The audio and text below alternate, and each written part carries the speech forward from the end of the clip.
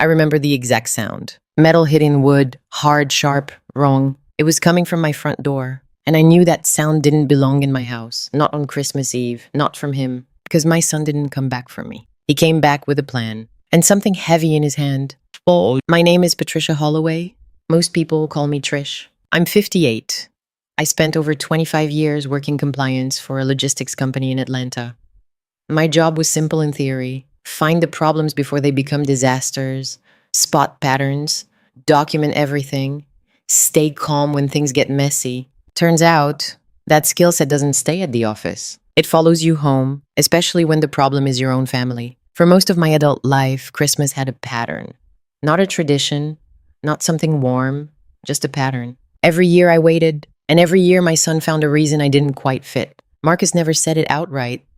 That would have been easier. People who say cruel things directly at least give you something to respond to, something you can push back against. Marcus didn't do that. He was polite, distant, busy, always busy. There was always something.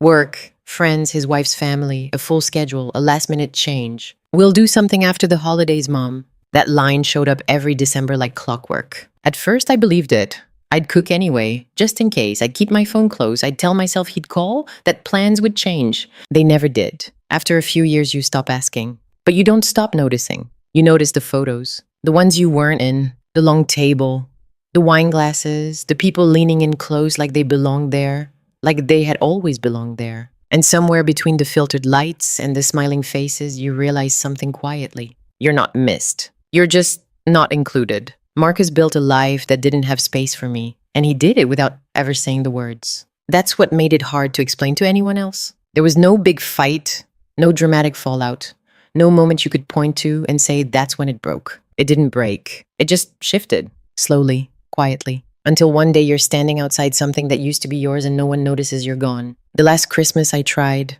I should have known better. It was cold that year, not dramatic, just that steady kind of cold that settles in your bones. I drove a couple hours with food in the back seat, things Marcus used to like, things I kept making out of habit. I didn't call ahead. I told myself I wanted it to feel natural, like I could just show up and be part of it. That was my mistake. The house was already lit up when I pulled in. Music inside, cars lined along the curb. I sat there for a second, engine still running, watching people move through the windows. They looked comfortable, like they belonged there. I grabbed the bags anyway, walked up to the door, knocked. Nothing. I knocked again, a little louder this time. Still nothing, but I could hear them, laughing, plates clinking, someone telling a story, the kind of noise that means everyone is settled in. No empty seats, no one waiting for someone else to arrive. I stood there longer than I should have. Then I pulled my phone out, not to call, just to check something I already knew. Marcus had posted 10 minutes earlier, a picture of the table, full, bright, perfect. Caption said, "Best Christmas yet." I stared at that for a second. Then I looked at the door again. And that's when it hit me. He didn't forget. For years, I told myself he forgot. That life got busy. That things slipped through the cracks. But you don't forget something that matters. You make space for it. And that night, standing on that porch with food in my hands and nowhere to put it, I finally understood something I should have seen a long time ago. I didn't fit his life anymore. Not because I did anything wrong, but because he built it that way. I left the bags in my car, drove home, didn't call, didn't text, didn't ask for an explanation. Because what would I even say? Why wasn't I invited to a place that clearly didn't have room for me? That was the last time I waited for Marcus to make space for me. After that, I stopped adjusting my life around someone who had already decided where I stood. And once you stop waiting, you start seeing things differently. I stopped setting a place for him at my table. That was the first real change. Not a speech, not a confrontation, just a quiet decision I made one morning while standing in my kitchen staring at a grocery list that still had his favorite things on it. I crossed them out, and I didn't add anything back. For years, I kept a version of Marcus in my routine. The food he liked, the timing of my holidays, the way I left space in conversations just in case he called. It wasn't dramatic, it was a habit. The kind you don't question until it starts to feel like you're the only one keeping it alive. So I stopped. I didn't announce it. I didn't block him. I didn't send a message asking for clarity or closure. I just went quiet. I changed my number a week later. Not out of anger, out of control. I was tired of being reachable only when it worked for him. Tired of seeing his name light up my phone after weeks of silence, always followed by some version of "sorry, it's been crazy." Crazy never seemed to include me. I closed a few accounts, updated my mailing address to a private box, cleaned up anything online that made it easy to find me. It wasn't about hiding. It was about not being easy to step back into when it was convenient. At work, nothing changed. I showed up on time, did my job, reviewed reports, flagged issues, wrote documentation that no one reads until something goes wrong.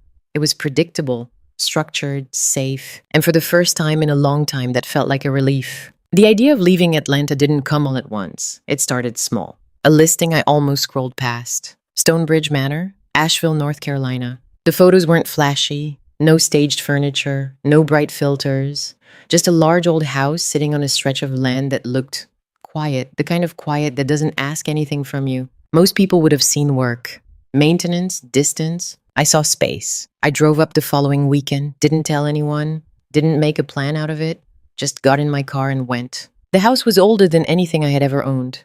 Stone exterior, wide front steps, a long driveway that curved just enough to block the road from view.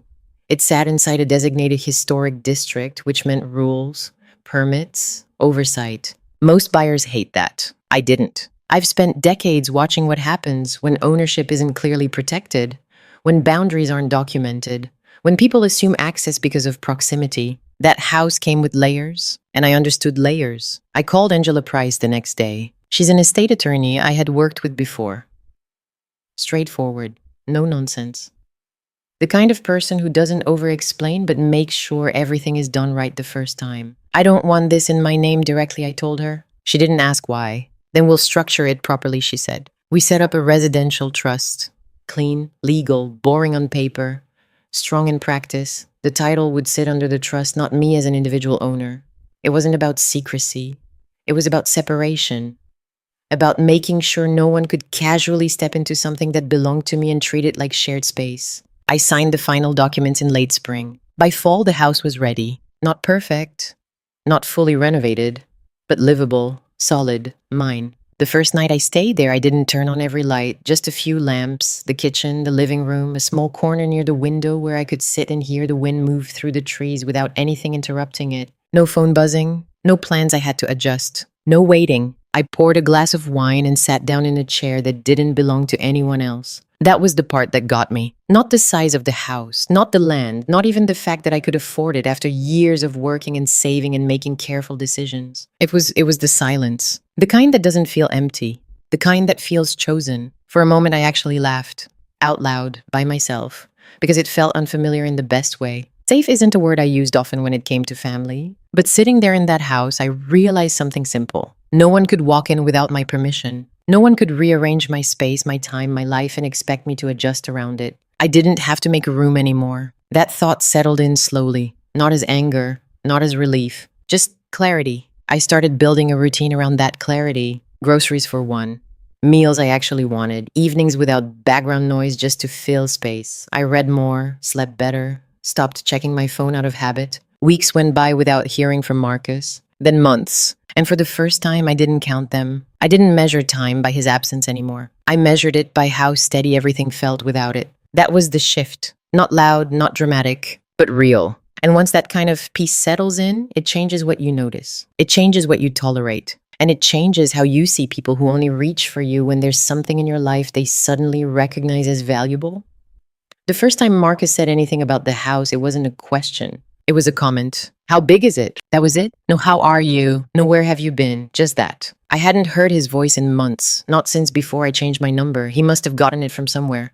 Or maybe he still had an old contact saved that finally went through. Either way, that was how he opened. I didn't answer right away. I let the silence sit there for a second, not to make a point, just to see if he'd fill it with something human. He didn't. So, but like, what, 5 bedrooms? More. I leaned back in my chair and looked around the room. The question itself wasn't the problem. It was how quickly he got to it. How natural it sounded. Like he had already skipped everything in between. It's enough, I said. He laughed. Light. Casual. Yeah, I saw a picture. That place is nice, Mom. Real nice. That was new. He hadn't called me Mom in that tone in years. Not like that. Not when it sounded like he was trying something on. Where did you see it? I asked. Online, someone tagged the flooring. I just followed it back. That tracked. People post everything, even things that don't belong to them. One contractor shares a photo, someone else tags a location, and suddenly your private space becomes searchable if someone is motivated enough. Marcus had always been good at finding angles. You didn't call to ask how I'm doing, I said. He paused. Come on, don't do that. Do what? Point out the obvious. I'm doing fine, I said, since you didn't ask. Okay, he said quick, like he was checking a box. Good.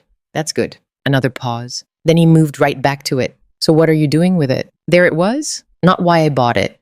Not if I was happy there. What I was doing with it? Living in it, I said. He exhaled through his nose. I could hear the shift. That slight frustration when the answer doesn't match the plan in your head.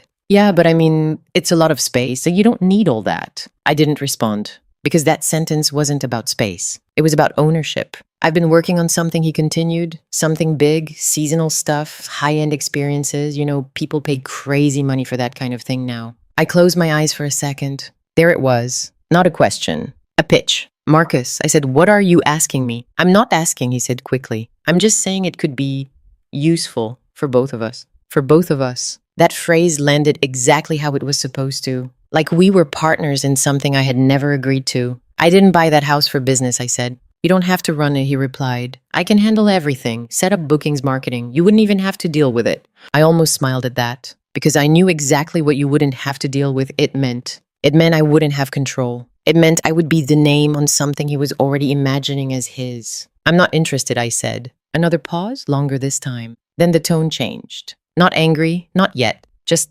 thinner. You're just gonna let it sit there, he asked. It's not sitting, I said. I'm living there. Yeah, but you're not using it. That was the moment everything clicked into place. Not just what he wanted, but how he saw me. I wasn't a person in that house. I was an obstacle. She's not even using it. I could almost hear him saying it to someone else. Maybe Kayla. Maybe someone who didn't know me at all, but was nodding along like it made sense. Marcus, I said steady, it's my house. I know that, he said quickly. I'm just saying it could be more than that. More than that. More than a place I bought for myself. More than something I earned. More than something I chose. It needed to be something he could turn into something else. I'm not doing this, I said. You're being difficult, he said, sharper now. There it was. Not concern, not confusion, just irritation that I wasn't aligning with the version of me he needed. I'm being clear, I said. Silence again. Then he exhaled louder this time. All right, he said.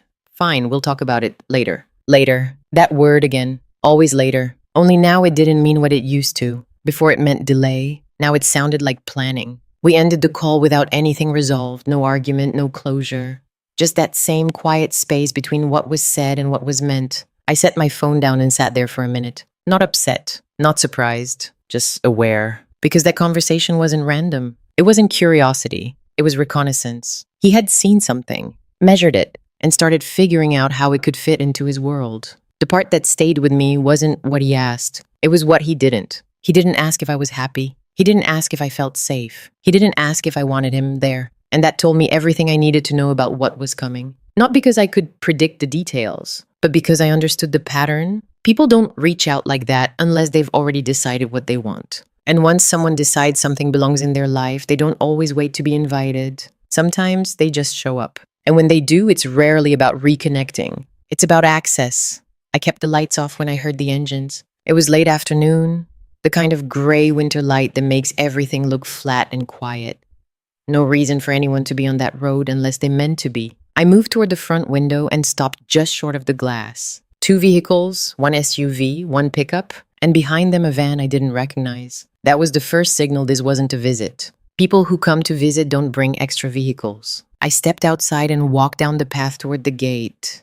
Didn't rush, didn't call out, just watched them pull up like they already knew where they were going. Marcus got out first. Same jacket I'd seen in his photos, same posture, confident in a way that only works when someone believes they're in control of the situation. Behind him, Darren stepped out slower, scanning the property like he was already measuring things. And then the man from the van. Tool bag, company logo on the side, not local. A locksmith. I stopped at the gate. Didn't open it. Didn't step closer than I needed to. Marcus smiled when he saw me. Not warm, not relieved. Just satisfied. Hey, he said like this was normal. Like he hadn't disappeared for months and reappeared at my gate with equipment. You didn't call, I said. You changed your number, he replied quick. Like that explained everything. It didn't. Darren stepped forward slightly, not fully in front of Marcus, but close enough to be part of the conversation. We didn't want to make this complicated, he said. That word, complicated. It usually means the opposite of what's about to happen. I didn't respond. Marcus reached into his jacket and pulled out a folded document. We worked something out, he said,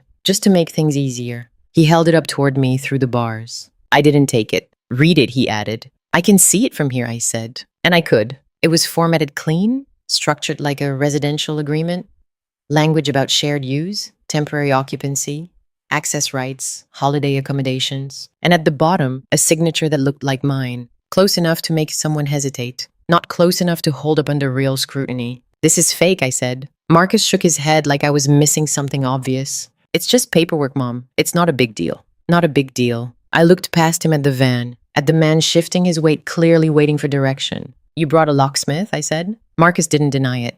We figured it'd be faster, he said. Faster than what? Faster than asking. Faster than hearing no. Darren stepped in, again, voice calm, controlled. Look, nobody's trying to take anything from you, he said. We're just trying to use the space temporarily. It's beneficial for everyone. Everyone. I let that sit there, because nothing about this felt shared. It felt arranged. I said no, I replied. Marcus exhaled sharply, irritation starting to break through. You're not even listening, he said. You don't need all this space. There it was again. Need. As if ownership was something you had to justify. As if I had to prove I deserved what I had already paid for. It's not about need, I said. It's mine. The locksmith took a step forward. Just one. But it was enough. Hold on, I said, raising a hand slightly. He stopped, looked at Marcus. Marcus nodded like he was deciding whether to push it. This doesn't have to be a whole thing, he said. We're family. Family. That word didn't land the way he thought it would. Family doesn't show up like this, I said. For a second, no one spoke. Then Marcus shifted his tone, softer, almost patient.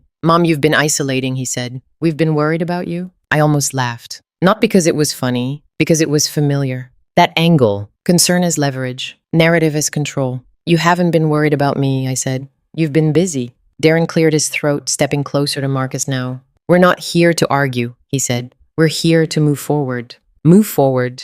Past what? Past permission? The locksmith adjusted his grip on the tools, subtle but noticeable. He was waiting for a decision, and that's when it became clear. This wasn't a conversation. It was a step, one they had already decided to take, whether I agreed or not. I reached into my pocket and pulled out my phone. Not to call, not yet, just to hold it. Marcus saw it. What are you doing, he asked.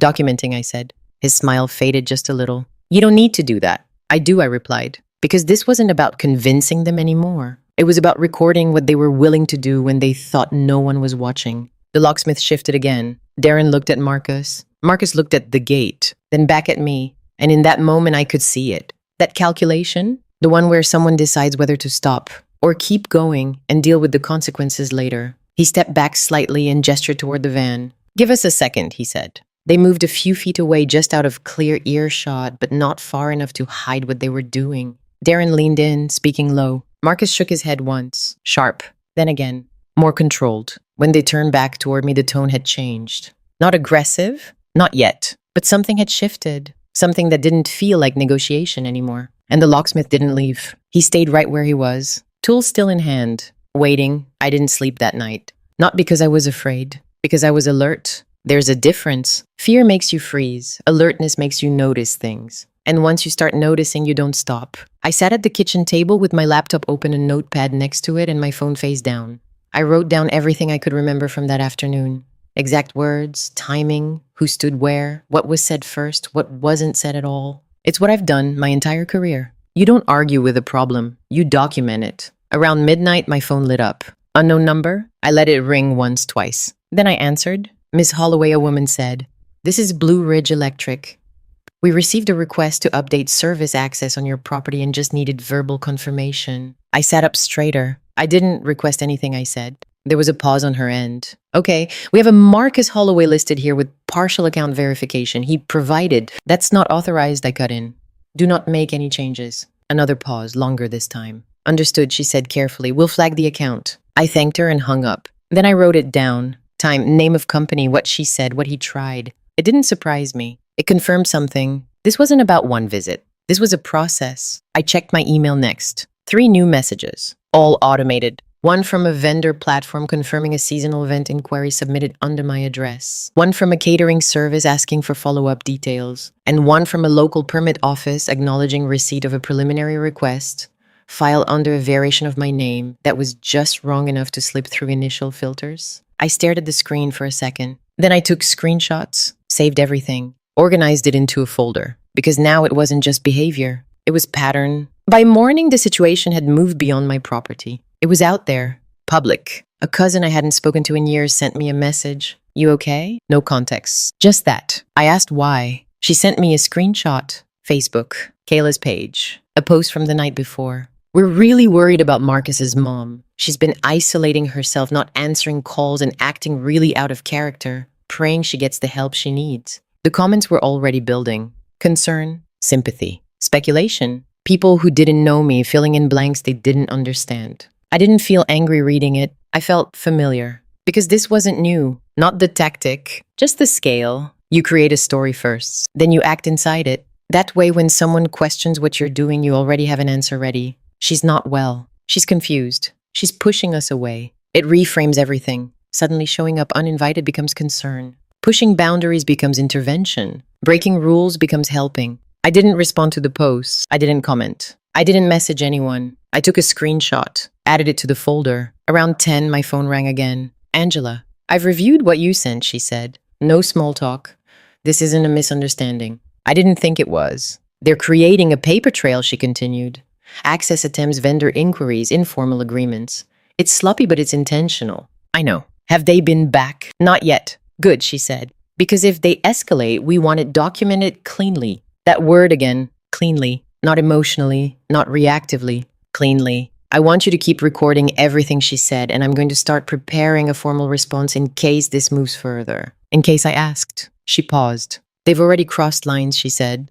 The question is how far they're willing to go. I hung up and looked around the house. Same walls, same quiet, but it felt different now. Not unsafe, just observed. I walked outside and checked the side of the property where the cable lines ran. That's when I saw it. A small panel near the base of the stone column, slightly open. Not broken, not ripped out, just tampered with. Careful enough to avoid attention. Intentional enough to matter. I crouched down and looked closer. 2 wires had been shifted. Not cut completely, just enough to interfere. The kind of move someone makes when they don't want to shut everything down. Just blind the parts that matter. I stood up slowly, took a picture, added it to the file. Then I went back inside and locked the door. Not out of panic, out of clarity. Because by that point, it wasn't about whether they would come back. It was about what they were building before they did. A version of events, a path of access, a justification that could hold just long enough to create confusion. And confusion is where people like that do their best work. I made coffee, sat back down at the table, opened the folder again.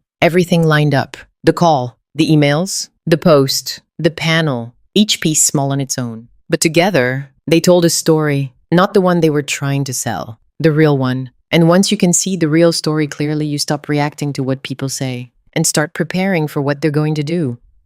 I opened a new document and titled it Incident Log.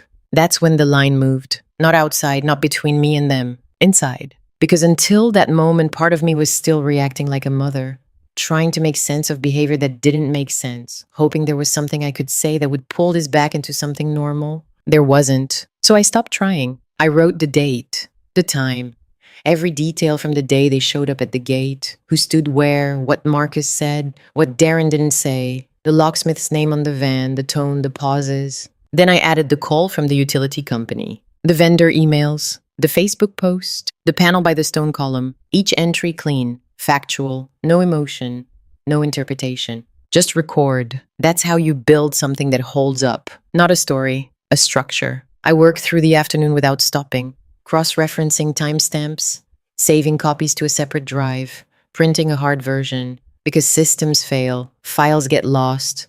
People say things didn't happen the way you remember. Paper doesn't argue. Around 3, Angela called back. I've started drafting a formal notice, she said.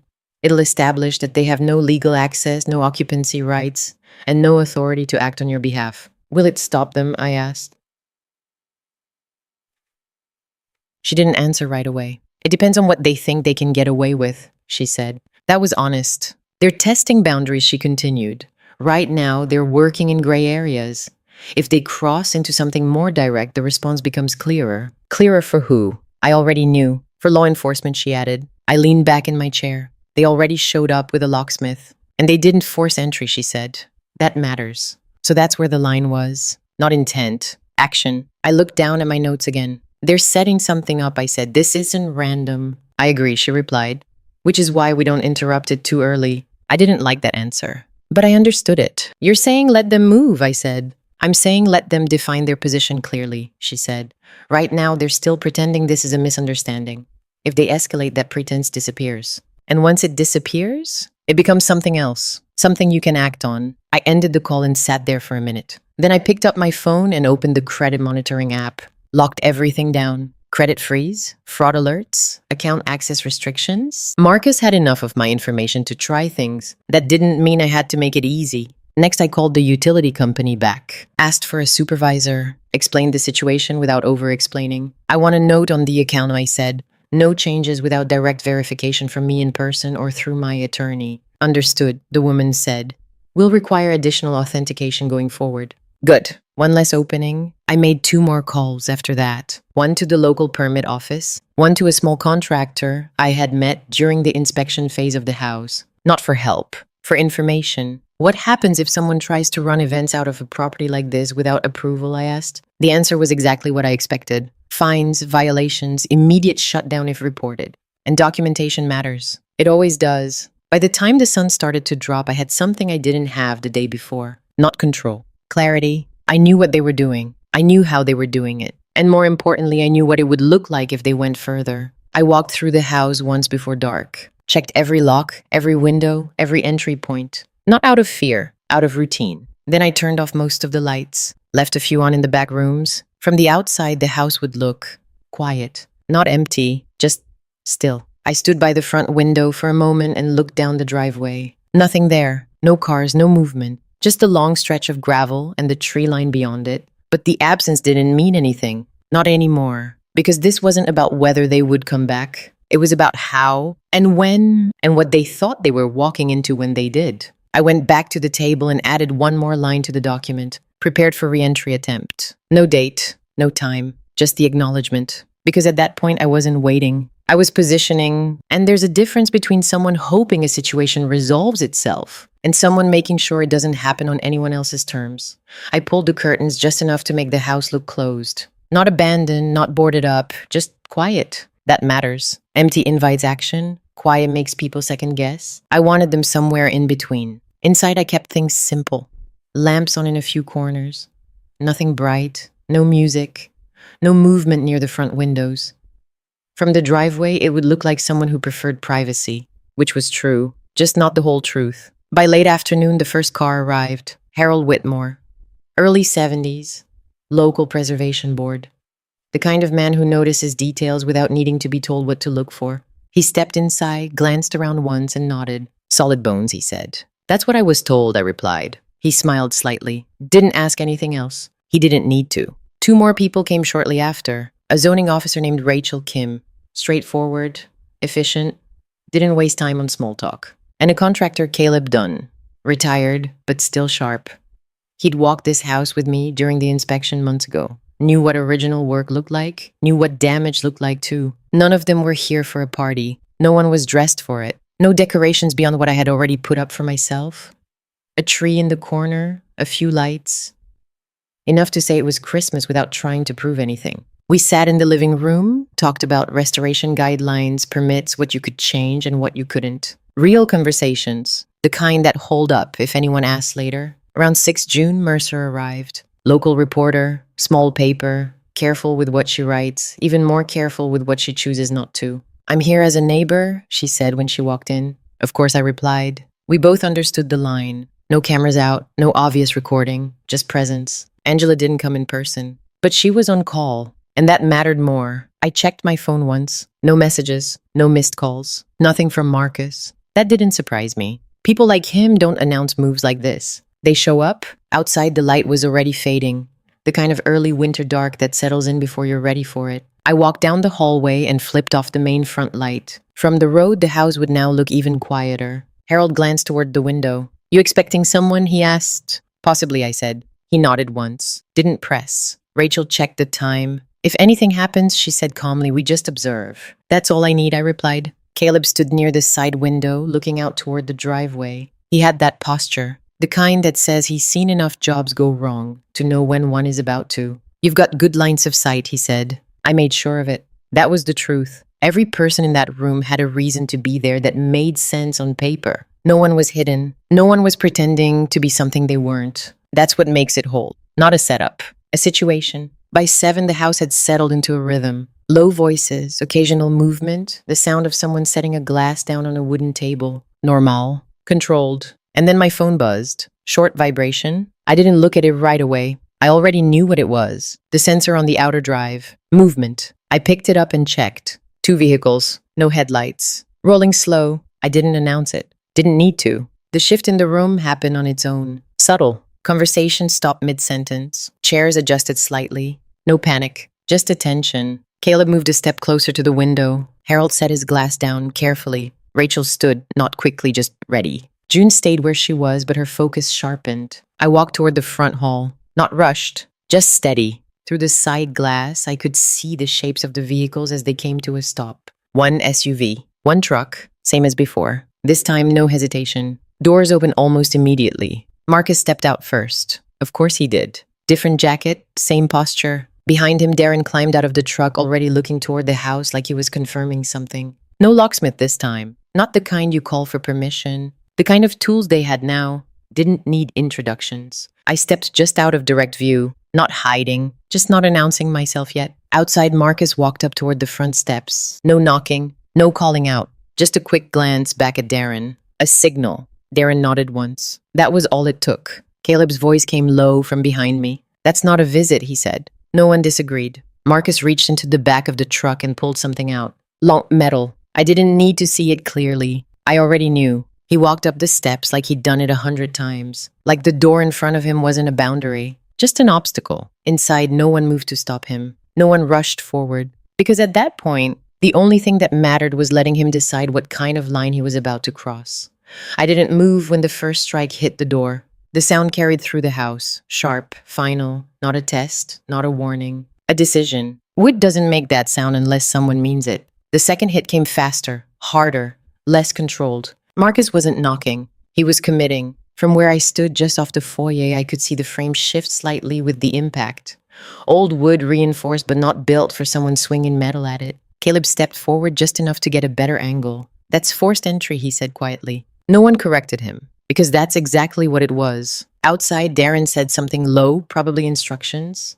He had that tone earlier, the one people use when they think they understand how things work. Marcus didn't respond. He just swung again. The third strike cracked something deeper. A split along the edge of the frame. Cold air pushed through the gap. Still no one inside moved to stop it. Rachel stood with her arms at her side, eyes fixed on the door. Harold didn't speak. June shifted slightly, her phone angled but not obvious. And I stayed exactly where I was. Because once you step into that moment too early, you blur it. And I needed it clear. The fourth hit did it. The lock gave first, then the frame. The door pushed inward with a sound that didn't belong in a house like that. Not during the day, not at night, not ever. Marcus stepped in, breathing hard, shoulders tight, still holding the tool in his hand like it made sense for him to be there. For a second, he didn't see anything, because the lights were still low. Then he took another step, and everything changed. I reached over and flipped the main switch. The foyer lit up. Not blinding, just enough. Enough to show him exactly where he was. Enough to show him who was standing there. Marcus froze, not dramatically, not like in a movie, just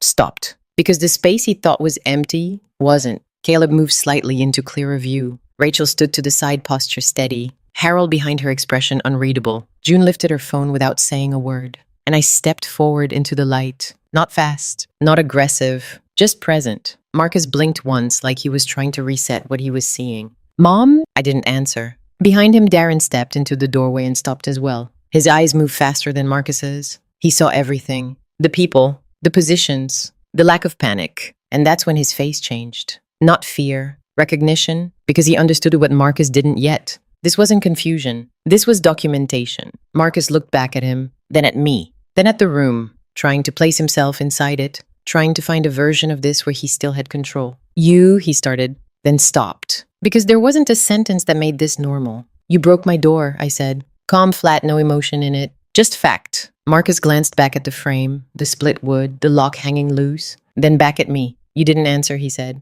That was his explanation, not justification. Explanation. You didn't ask, I replied. For a second, no one spoke. Then Caleb stepped forward 1 more inch. That's a forced entry with a tool, he said again, louder this time. No question about it. Rachel didn't add anything. She didn't need to. Her presence said enough. Darren shifted his weight. You're making this bigger than it is, he said. There it was. Minimize, reframe. This is a misunderstanding. No, I said. It isn't. June's phone stayed steady. Marcus finally lowered the tool slightly, not dropping it, just adjusting, like he was realizing it didn't look right anymore. You're overreacting, he said, looking at me now, not the room.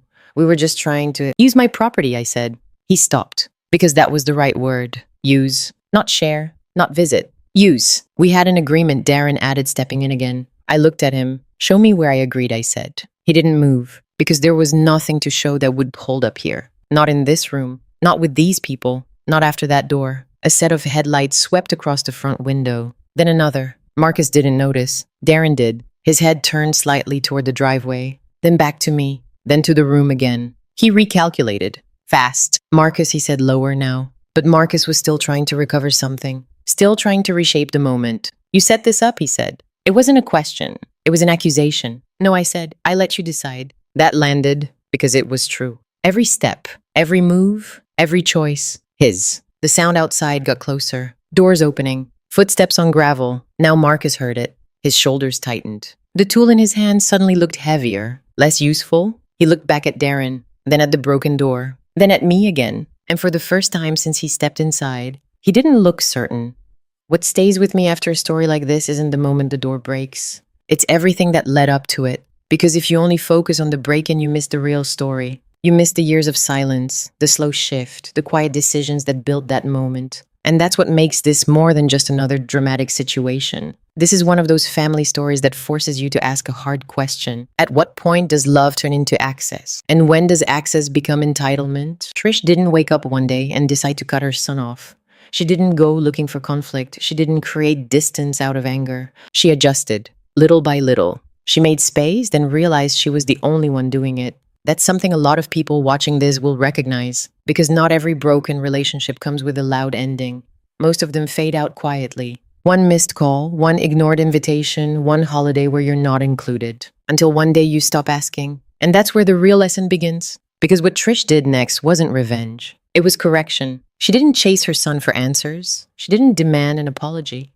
She didn't try to fix something that the other person had already walked away from. She changed her position. That's a very different kind of power. And it's one most people don't think about until it's too late. We're taught that family means patience, that it means understanding, that it means always leaving the door open. But what happens when the people walking through that door aren't coming with respect? What happens when they don't see you as a person anymore, but as something they can use? That's where a lot of family drama really starts. Not with yelling, not with conflict, with assumption, the assumption that you'll always be there, that you'll always say yes, that no matter how they treat you, you won't close the door. And the moment you do, suddenly you're the problem. You're difficult.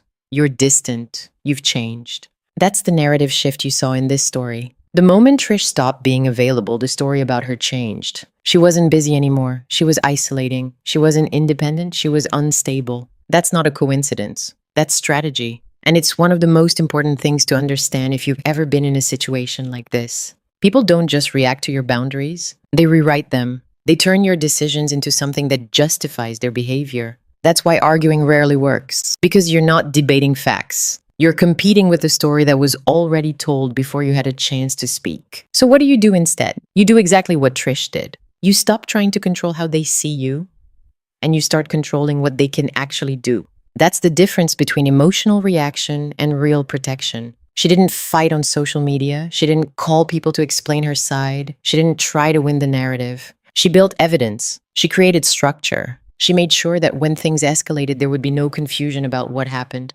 That's a lesson most people don't learn until they're already in trouble. Documentation matters. Clarity matters. And more than anything, timing matters. Because if you react too early, it looks like conflict. If you react too late, it looks like damage control. But if you wait until the truth reveals itself, you don't have to explain anything. That's what happened in that house. Trish didn't trap anyone. She didn't manipulate the situation. She let it unfold. And she made sure it unfolded in the right place, in front of the right people. That's not revenge in the way most people think about it.